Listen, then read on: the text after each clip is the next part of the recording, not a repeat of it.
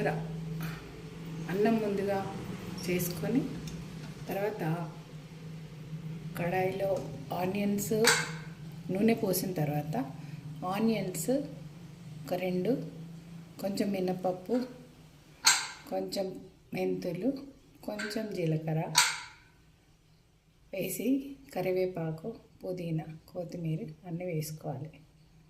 వేసి కలపాలి. ఎర్రగా అయిన తర్వాత జీలకర్ర మెంతులు కూడా ఎర్రగా అవ్వాలి. తర్వాత కరివేపాకు, అది కూడా పచ్చిమిర్చి అన్నీ ఎర్రగా అయిన తర్వాత అల్లము ఇంకా ఉసిరికాయలు కలిసిన పేస్ట్ ఉంటుంది కదా, ఆ పేస్ట్ని అల్లము ఉసిరికాయ కలిపిన పేస్ట్ని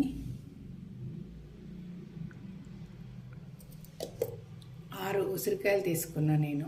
1 కేజీ రైస్కి 6, 7. కొంచెం అల్లం ముక్క తీసుకొని పేస్ట్ చేసి ఇందులో కలిపేసిన. కొంచెం చిటికెడు పసుపు వేస్తే ఉసిరికాయ పులిహోర రెడీ.